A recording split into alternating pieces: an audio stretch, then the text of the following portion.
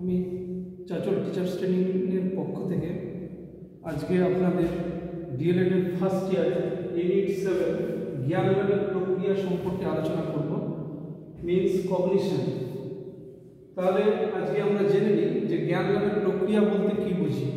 যে প্রক্রিয়ার মাধ্যমে মানুষের জ্ঞান ও বোধের বিকাশ ঘটে তাকেই আমরা বলব জ্ঞান লাভের প্রক্রিয়া। এই জ্ঞান লাভের প্রক্রিয়া কয়েকটি মানসিক পর্যায় দ্বারা সম্পন্ন হয়।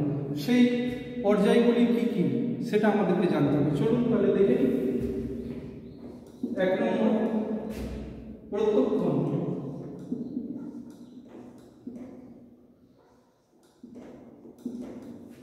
2 নম্বর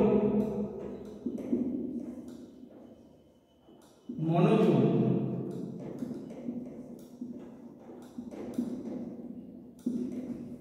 3 নম্বর স্মৃতি,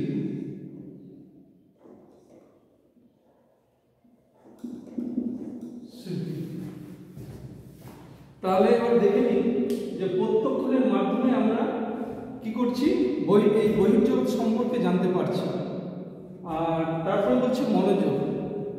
এই প্রত্যক্ষণের যে সংগঠিত রূপটি সেটা মনোযোগের কারণেই আমরা সংগঠিত করতে পারছি। আর স্মৃতি, আমাদের পূর্ব অভিজ্ঞতা আছে বলেই আমরা নতুন জ্ঞানকে আহরণ করতে পারছি। তাহলে কি জানলাম আমরা, যে জ্ঞান লাভের প্রক্রিয়া বলতে কি বুঝি এবং সেই প্রক্রিয়াটি কয়টি মানসিক পর্যায় দ্বারা সম্পন্ন হয়, প্রত্যক্ষ, মনোযোগ, স্মৃতি। এবার তাহলে আমরা জেনে নিই যে জ্ঞান বলতে কি বুঝি।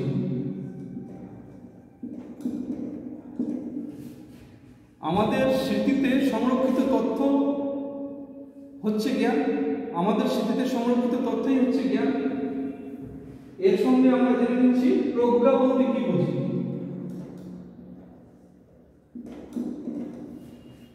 সংরক্ষিত তথ্যের সংগঠিত জটিল রূপটিকেই বলা হয় প্রজ্ঞা। তাহলে আজকে আমরা কি কি জানলাম, যে জ্ঞান লাভের প্রক্রিয়া বলতে কি বুঝি, সেটি কয়টি মানসিক পর্যায় দ্বারা সম্পন্ন হয়। 1 প্রত্যক্ষণ, 2 মনোযোগ, 3 স্মৃতি। আর কি জানলাম, যে জ্ঞান বলতে কি বুঝি এবং প্রজ্ঞা বলতে কি বুঝি। এরপরে নেক্সটে আমরা আরো অন্য কিছু সম্পর্কে জানবো।